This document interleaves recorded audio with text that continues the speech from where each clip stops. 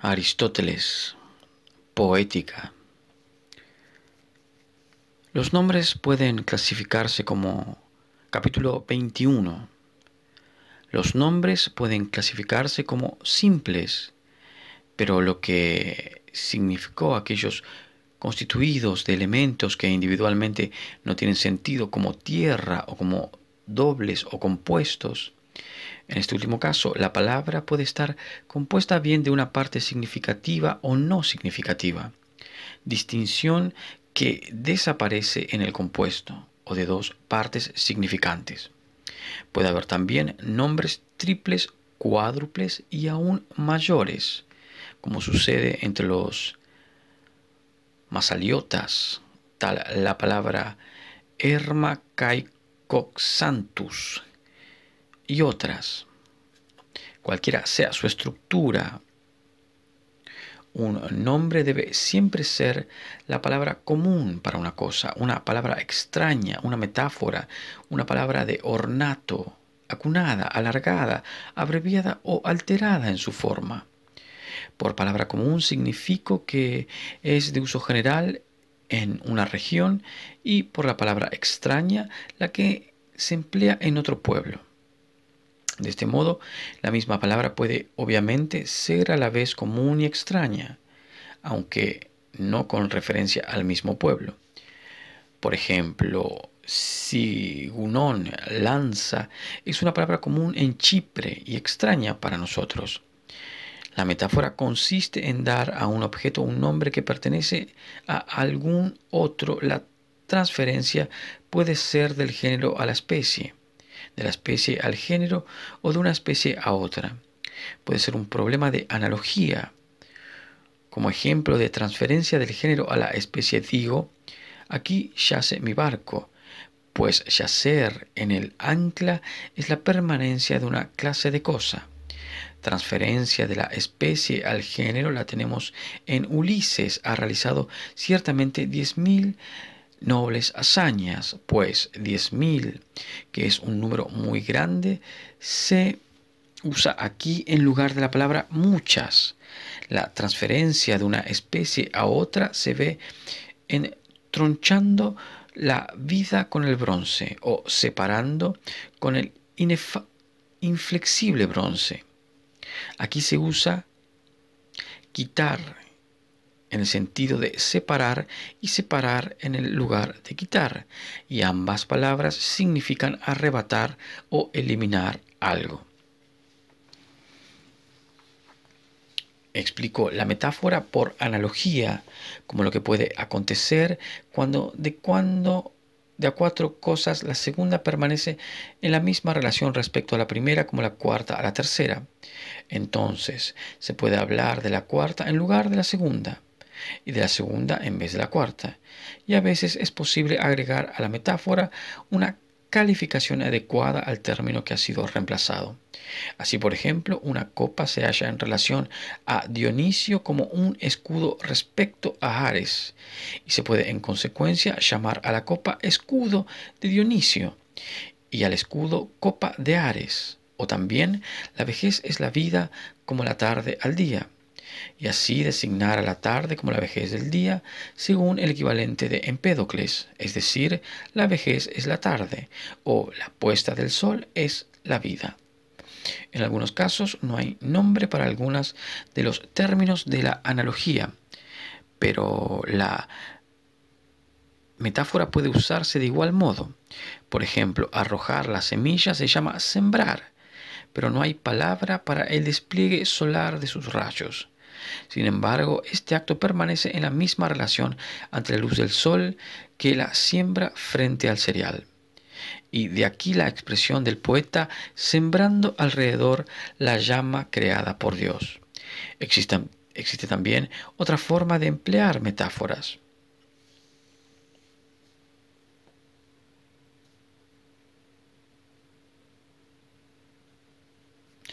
Si se ha dado a la cosa un nombre extraño, se puede mediante una adición negativa negarle uno de los atributos naturalmente asociados con su nuevo nombre. Un ejemplo de eso sería llamar al escudo no la copa de Ares, como en el caso anterior, sino copa que no contiene vino. Una palabra acuñada es un nombre que, desconocido por el pueblo, es inventada por el poeta mismo. Hay palabras de esta clase como ernugues para cuernos y areter para sacerdote. Se dice que una palabra se alarga cuando ella tiene una vocal corta que se modifica o se le inserta una sílaba extra. Por ejemplo, por poleos y peleniadeo por peleidou. Se dice que la palabra se abrevia cuando pierde una parte, como cri, do y ops en la mia ginetai, amphoterom ops. Una mirada es producida por ambos ojos. Una palabra alterada cuando una parte es dejada tal cual era y otra parte es invención del poeta. Dexiterón usaba por dección un dexiterón catamaxón sobre el pecho derecho. Los nombres mismos a cualquier clase que pertenezca son masculinos, femeninos o neutros. Todos los que terminan en ni, n, ro, r, sigma, s o en las dos compuestas de esta, psi y xi, son masculinos. Todos los que terminan en las vocales invariablemente largas, eta y omega y en alfa, son femeninos. Así hay un número igual de terminaciones masculinas y femeninas, porque psi y xi son equivalentes a sigma, s. No hay, en cambio, ningún nombre en muda o en una cualquiera de las dos vocales breves, epsilon, larga y omicron, o solo tres, meli, comi, peperi, miel, goma, pimienta. Terminan en iota, y 5 terminan en upsilon, u. Los nombres neutros terminan en las vocales variables o en ni, n, ro, r y sigma, s.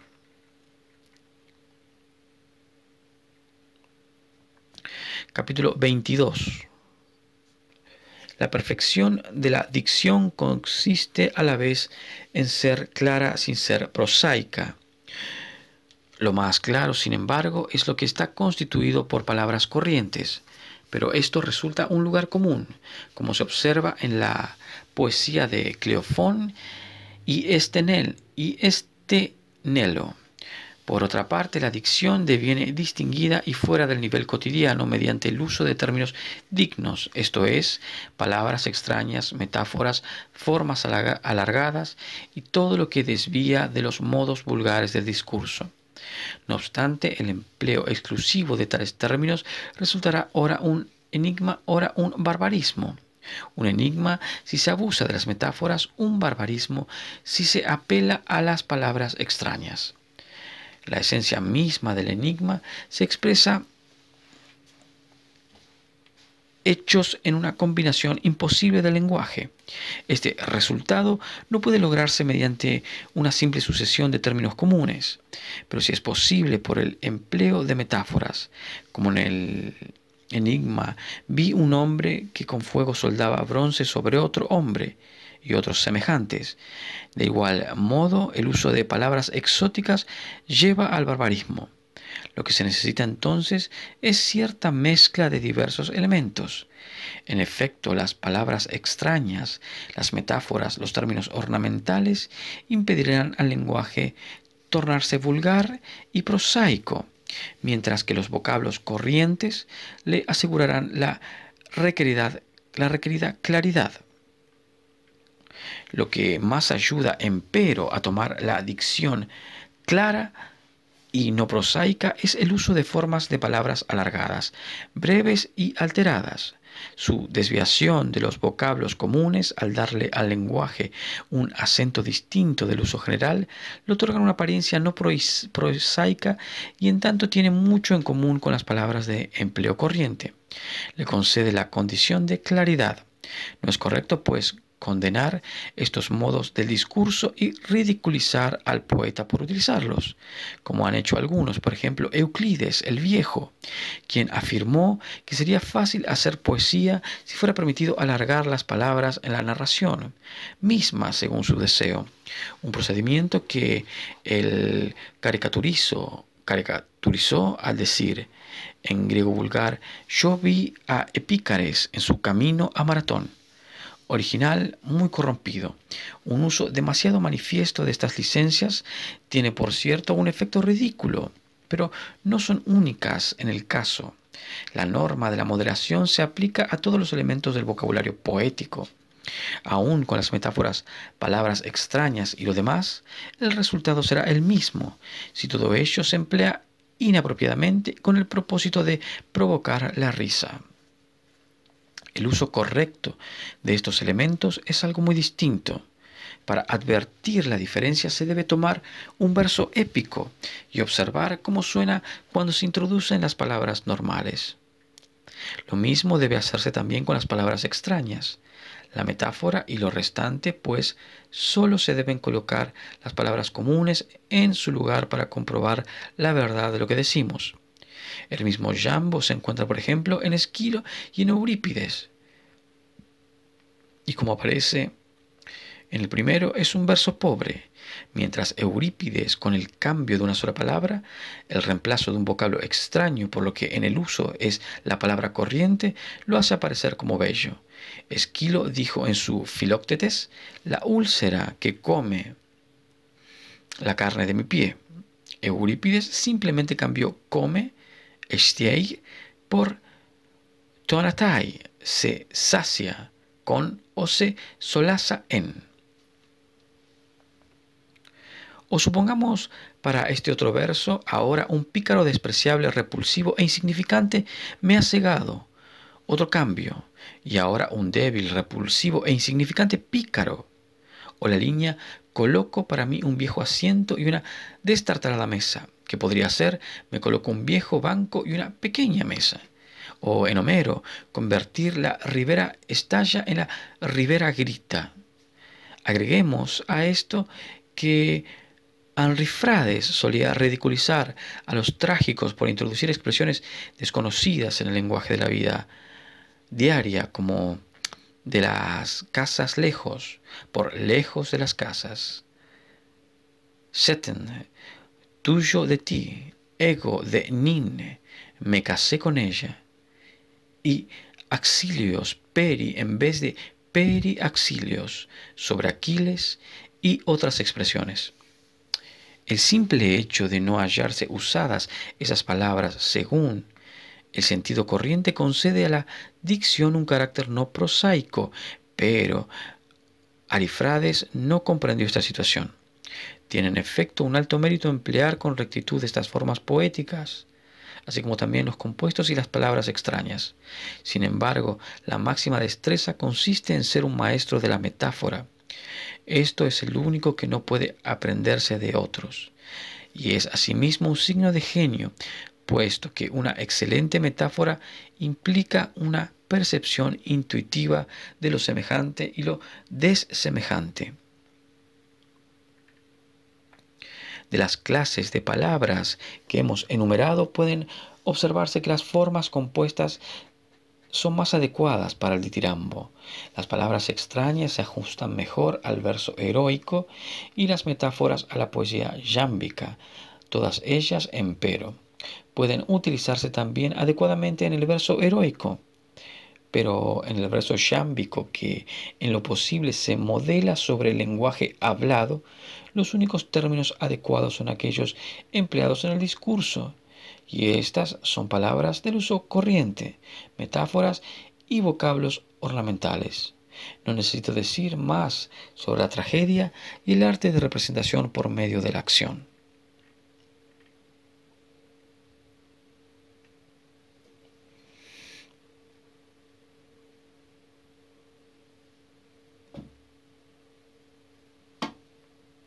Capítulo 23.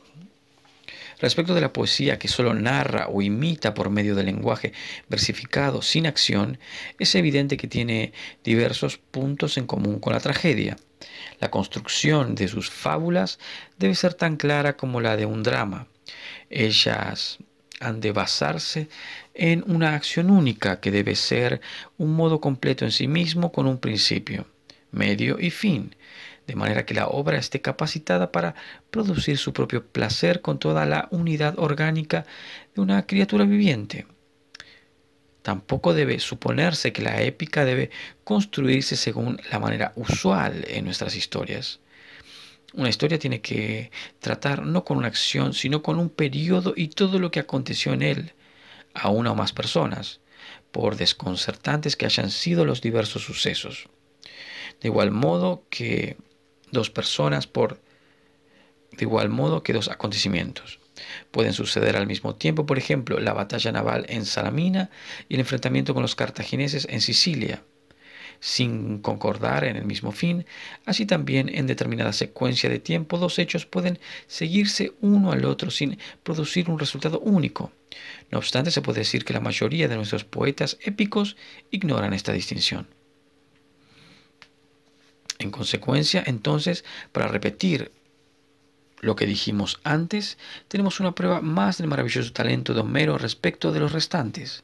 Él no intentó tratar sobre la guerra de Troya en su totalidad, aunque ésta fue un todo con un definido comienzo y un fin, pues advirtió sin duda que era un relato demasiado extenso para ser abarcado en su conjunto, o bien en exceso complicado para la variedad de sus incidentes. Así seleccionó una parte del todo.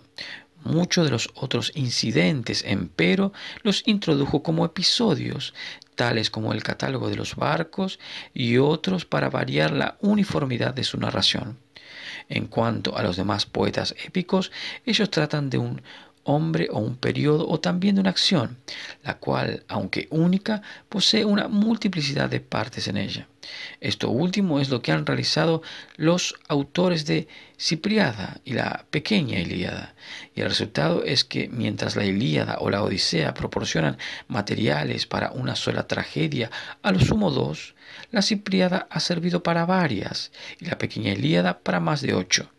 Adjudicación de las armas, Filoctetes, Neoptemo, Euriplio, Ulises, Mendicante, las Laxemónidas, la caída de Troya, partida de la Flona, Sinón y las troyanas.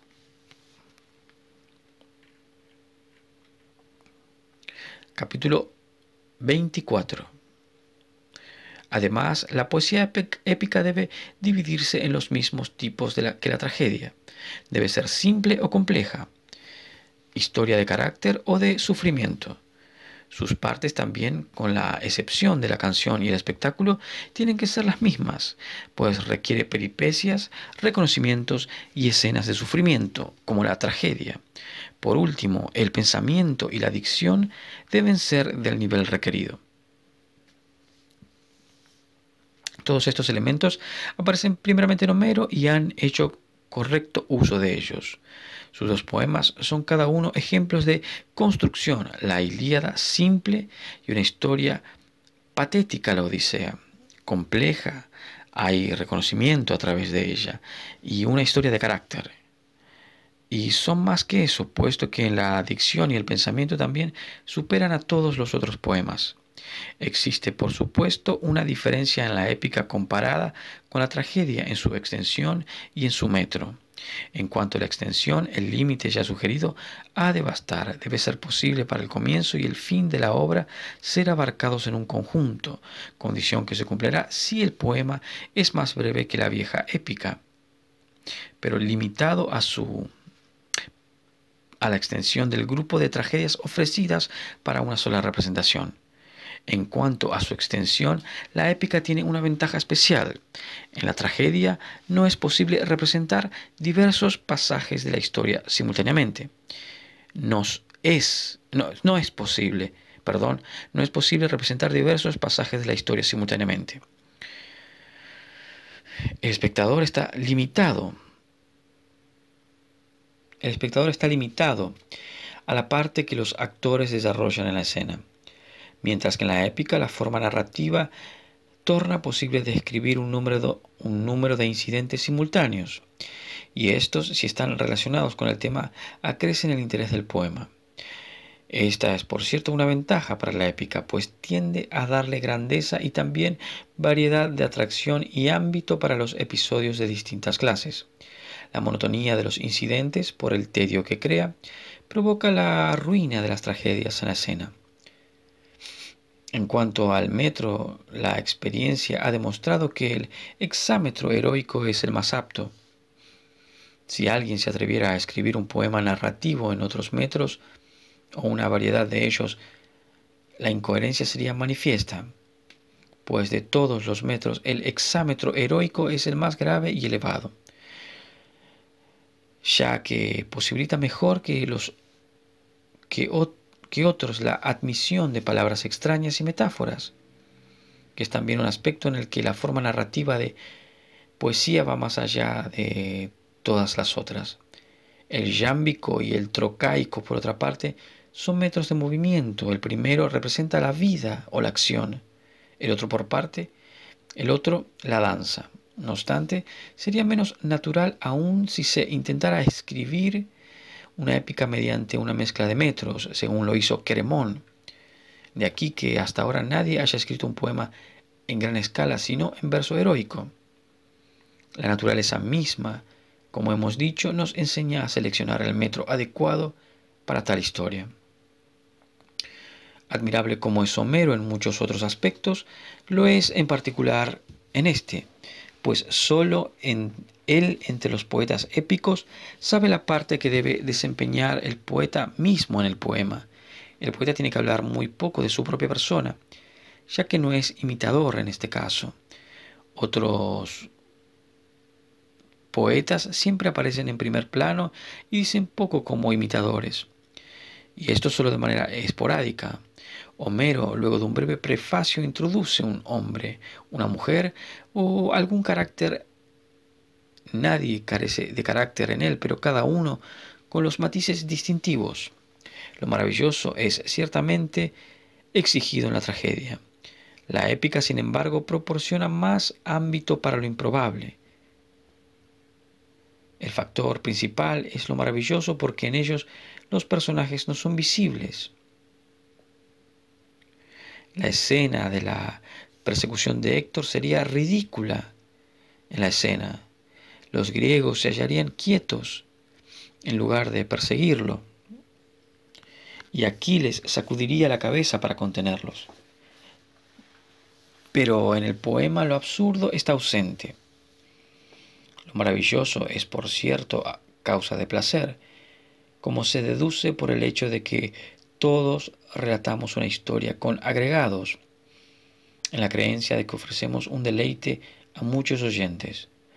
Homero, más que ningún otro, nos ha enseñado a todos el arte de forjar mentiras de manera adecuada.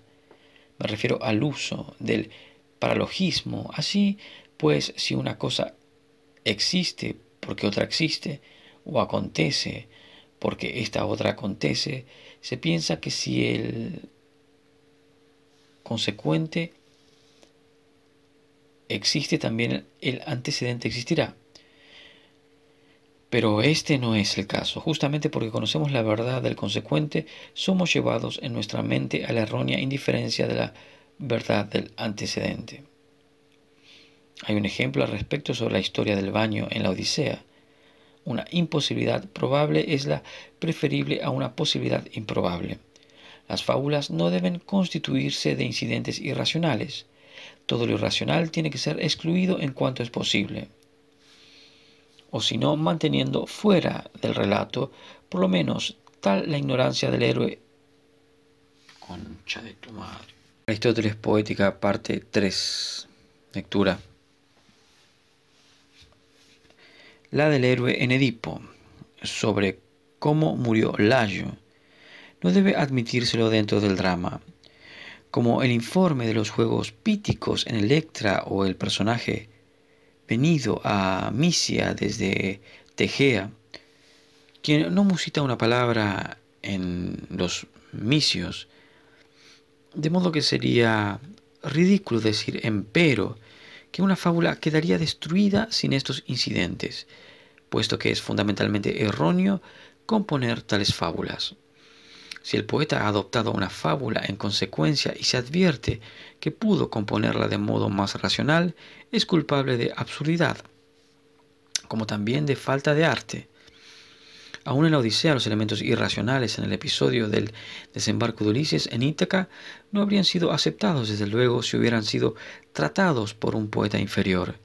Sin embargo, el poeta los disimuló y sus otras excelencias velaron tal absurdo.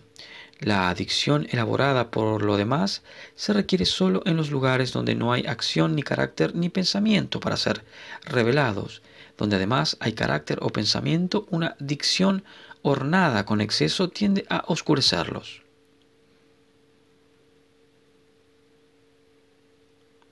Capítulo 25.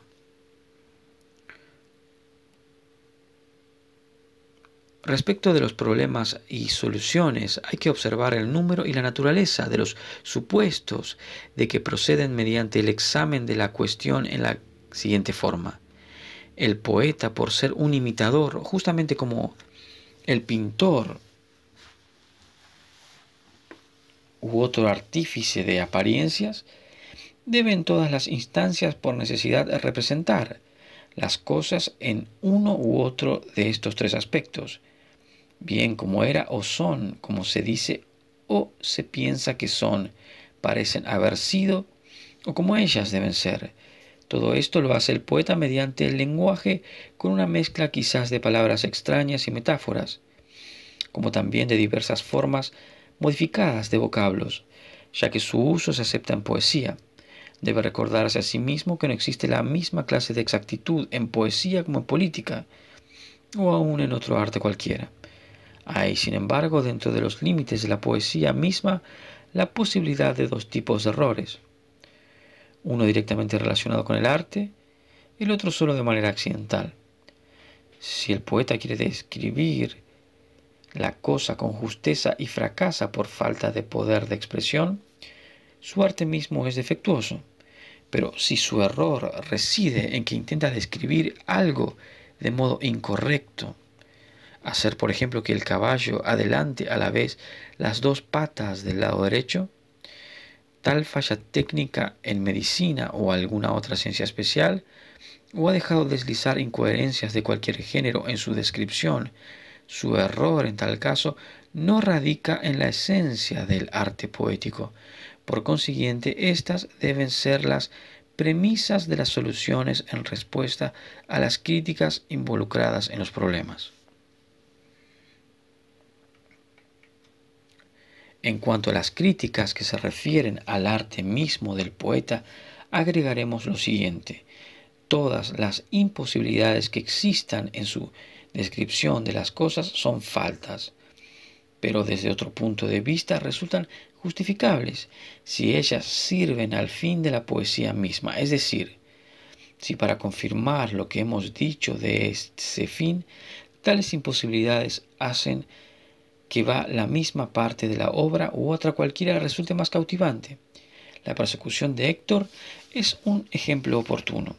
Si ciertamente el fin poético pudo haber sido alcanzado tan bien o mejor, sin sacrificar los requerimientos técnicos en tales cuestiones, la imposibilidad no se justifica, puesto que la descripción debe ser, si es posible, por completo libre de error. Se puede preguntar también si el error se presenta en un problema directa o solo accidentalmente relacionado con el arte poético, porque es una transgresión menor en un artista no saber, por ejemplo, que la cierva no tiene cuernos, que producir una imitación irreconocible.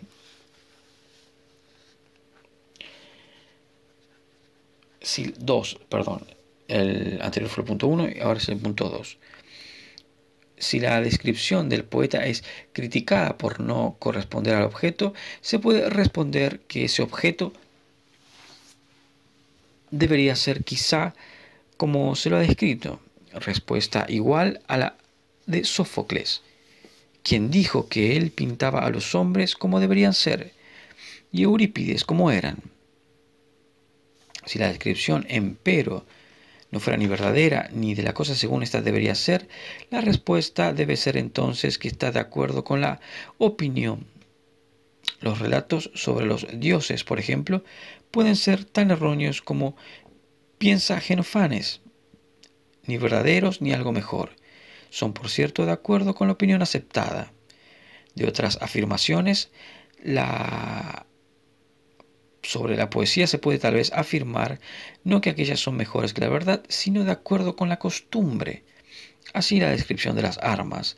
Sus lanzas estaban colocadas rectamente apoyadas sobre sus bases, pues este era el hábito de ubicarlas entre los ilirios. Respecto a la cuestión de si algo dichoso o hecho en un poema es o no moralmente correcto, al tratarla hay que considerar no sólo la cualidad intrínseca de la palabra real o el suceso, sino también la persona que lo dijo o lo hizo, la persona a quien se lo dijo o se lo hizo, el momento, el medio y el motivo del autor, además, si lo hizo para alcanzar un bien mayor o para evitar un grave mal. Otras críticas pueden considerarse si se examina el lenguaje del poeta, por la apropiación de una palabra extraña, donde Homero con oureas quiere tal vez decir centinelas y no mulas, y al expresar que Dolón era mala forma, su sentido puede referirse a que su cara era fea, pero no deforme su cuerpo, ya que eueid, ese bien formado, es una palabra cretense que para nosotros significa euprosopón, rostro hermoso.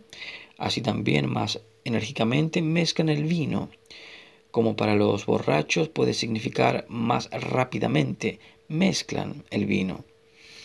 Otras expresiones de Homero que se explican acaso metafóricamente, por ejemplo, en entonces todos los otros dioses y hombres durmieron a través de la noche. Si la comparamos con y por cierto, cuando observaba la llanura troyana, el sonido de las flautas y las siringas y el ruido de los hombres, la voz apantes, todos se emplea de manera metafórica por muchos, puesto que todos es una especie de muchos, así también sola sin una parte. Tiene sentido metafórico, pues lo que es bien conocido permanece solo. Un cambio en el modo de leer una palabra, como sugería Hipias de Taso, puede resolver una dificultad, como nosotros le concedemos, y parte de lo cual se pudre en la lluvia, en lugar de no se pudre en la lluvia. Otras dificultades pueden resolver mediante la puntuación, como Empédocles, y rápidamente devenían mortales aquellas cosas que antes habían experimentado la inmortalidad, y que las que previamente habían sido puras resultaban ahora mezcladas, o bien por ambigüedad, como Homero, y la noche han avanzado más de 2 tercios, pero queda un tercio, pero queda un tercio. A veces se trata de hábitos de lenguaje, como vino mezclado con agua, al que se llama simplemente vino, y según el mismo principio. Homero habla de una canillera de estaño recién forjada. Un trabajador en hierro es llamado broncero, y también se dice, según este hábito, que Ganímedes escanciaba vino a Zeus. Aunque los dioses no beben vino, este puede ser también un ejemplo metafórico. Por tanto, siempre que una palabra parece implicar una contradicción, es necesario reflexionar cuántas formas de entenderla puede haber en el pasaje de que se trata. Así en Homero la frase allá se detuvo la lanza de bronce, hay que considerarla según los posibles significados de allá se detuvo. Bien interpretándola en uno u otro matiz, se evitaría mejor la falta de que habla Glaucón. Ellos, los críticos, comienzan mediante su supuesto improbable, y luego de aceptarlo proceden a extraer inferencias y censuran al poeta como si éste hubiera dicho en verdad lo que ellos le adjudican, cuando su afirmación contradice las conclusiones de sus oponentes. De este modo ha sido tratado el silencio de Homero sobre Icario. Algunos críticos sostienen que este era espartano y por tanto creen que es extraño que Telemaco no lo hubiera visitado en ocasión de su llegada a Esparta. Quizás el hecho sea como lo relatan los cefalonios, según el cual la esposa de Ulises pertenecía a una familia cefalónica y que el padre de la mujer se llamaba Icadio, no Icario. Es probable así que un error de los críticos haya dado lugar al problema. Si hablamos en general, entonces lo imposible tiene que justificarse por causa de una exigencia poética o un intento de embellecer.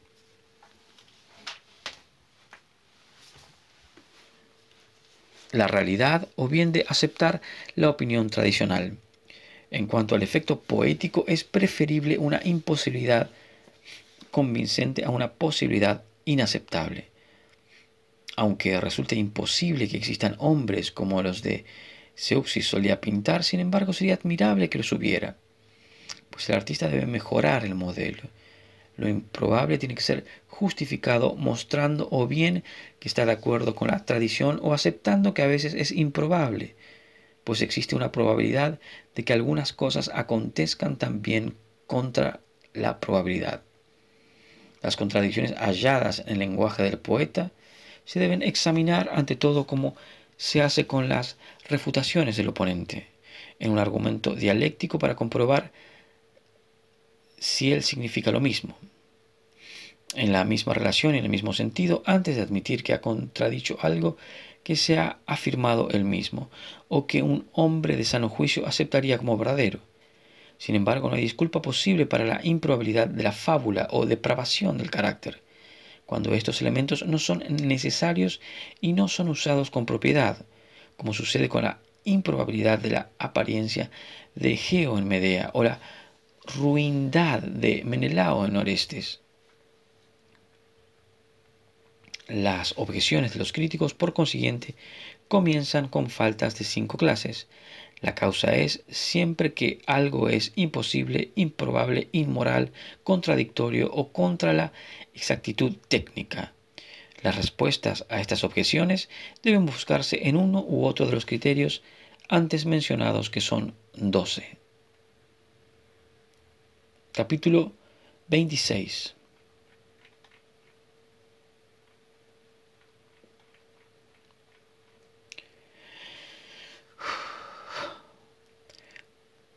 Puede plantearse la cuestión si la épica o la tragedia es la forma más elevada de la imitación. Es posible arguir que si la forma menos vulgar es la más digna y la menos vulgar es siempre la que se dirige al público más exigente. Un arte destinado a todos y cada uno es de orden muy inferior. Es una creencia arraigada que su público no puede entender el sentido si no se agrega algo que provoque el movimiento constante de los actores. Los malos flautistas, por ejemplo, ruedan por el suelo si se presenta el lanzamiento del disco y arrastran tras de sí al corífeo si se representa a Escila. La tragedia entonces, según se afirma, es un arte de esta clase. Corresponde a lo que los viejos actores pensaban de sus sucesores. Así Minisco llamaba a Calípides el mono, porque sobreactuaba en sus partes e igual reputación. Se asignó a Píndaro. Toda la tragedia en consecuencia se encuentra frente a la épica en la misma relación que los actores más recientes ante los anteriores. La épica se asegura, se dirige a una audiencia cultivada, que no necesita el acompañamiento de gestos. La otra a un público carente de gusto, por tanto la tragedia es un arte vulgar. Está claro que debe ser inferior a la epopeya.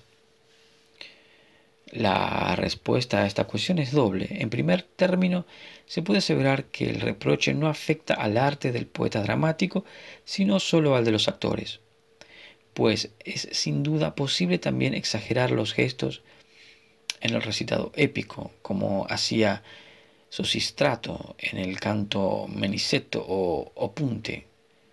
Sin embargo, no se debe censurar toda clase de gesticulación a menos que de paso se condene a la danza, sino solo a la de la gente inferior, que es la crítica realizada contra Calípides, y en el presente a otros que imitan a las mujeres de baja condición. Por otra parte,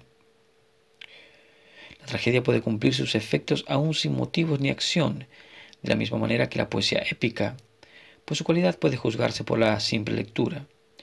De modo que si la tragedia es, en otros aspectos la más elevada de las artes, esta desventaja no es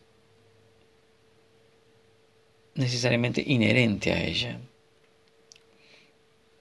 En segundo lugar, hay que recordar que la tragedia tiene todo lo que posee la épica, ya que admite el mismo metro y lo que no es un agregado menor puede emplear la música y los efectos escénicos, que son fuente de un real sentimiento de placer, y este elemento representativo se experimenta en un drama tanto cuando se lo lee como cuando se lo representa. Además, la imitación trágica requiere menos espacio para el logro de su fin, lo que es una gran ventaja, ya que lo más concentrado produce mayor placer que lo que se extiende sobre un largo periodo de tiempo. Consideremos, por ejemplo, el Edipo de Sófocles y el resultado que produciría si se lo largara en tantos versos como se tiene la Ilíada. Así hay menos unidad en la imitación de los poetas épicos, lo que se prueba por el hecho de que cualquiera de sus obras proporciona material para varias tragedias, de manera que si estos poetas tratan con una sola fábula, ésta parecería trunca si se le representara brevemente o daría la impresión de haber sido diluida si se observara la extensión usual de tales poemas. Al afirmar que hay menor unidad en la épica, me refiero a una épica compuesta de una pluralidad de acciones, como la Ilíada y la Odisea, que tienen muchas partes y cada una de cierta amplitud. No obstante, estos poemas están construidos de modo tan perfecto como podrían serlo y cada uno en la medida en que han sido posible en la representación de una sola acción. Si por consiguiente la tragedia es superior en estos aspectos, y también, además de estos, en su efecto poético, desde que ambas formas de poesía deben darnos no uno o cualquier clase de placer, sino esa clase especial de placer que hemos mencionado, es evidente que alcanzar el efecto poético mejor que la épica, la tragedia, ha de ser la forma más elevada del arte.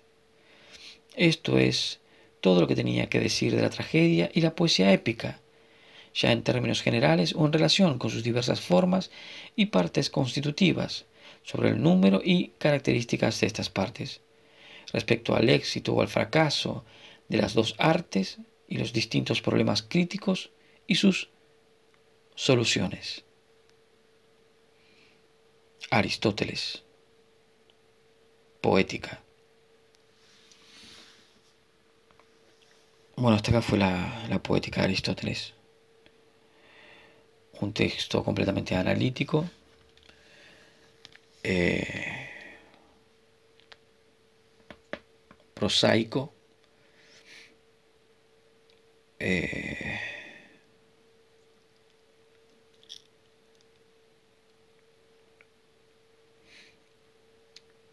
de lógica, escindiendo las distintas formas posibles de la poética, sus distintas cualidades,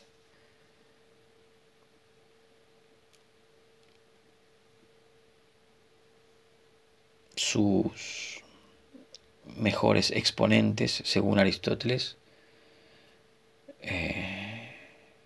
y su mejor exponente griego, Homero, en bueno, un libro muy lindo que a pesar de cuestiones que se le puedan achacar a Aristóteles sobre, por ejemplo, en un momento decir que la mujer siempre tiene que ser representada como una persona tonta que no sirve para nada, bueno, pues hay que tener en cuenta el contexto histórico, ¿no? A pesar de que algunos griegos ya empezaban a plantear a la mujer como igual. Además también de por momentos también establecer que el poeta debe ser eh, alguien que solo imita y que no tenga un énfasis tan grande su voz interior como lo que sería un arquíloco, ¿no? de Paros. O también en las limitaciones que podían sucederse en esa época de los avances técnicos en cuanto a escenografía, en lo que Aristóteles por un momento también dice que el complemento escenográfico no tiene que ser un motivo tan grande de generar eh,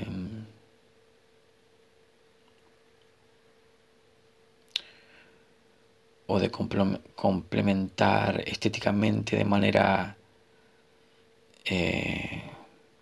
contundente para la expresión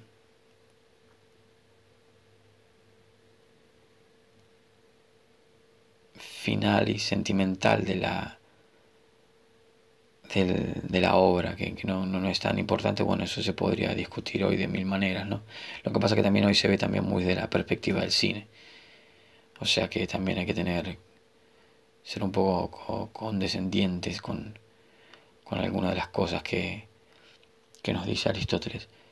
Pero sí, es un gran libro, hace también distinciones ya de estructuras poéticas, nombra las metáforas, nombra los usos, los distintos usos. A lo último el texto se vuelve muy rico en cuanto a lo poético, estructuralmente hablando, ¿no? Así que bueno, ya he hecho unos cuantos comentarios también al respecto sobre todo lo que fue desarrollando Aristóteles.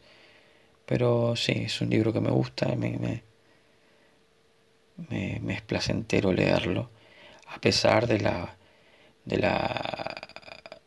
sobriedad y de la perspectiva completamente racional al respecto del análisis que hace, o de la exposición que hace acá Aristóteles en su poética. Así que bueno, un libro más terminado. Hasta acá.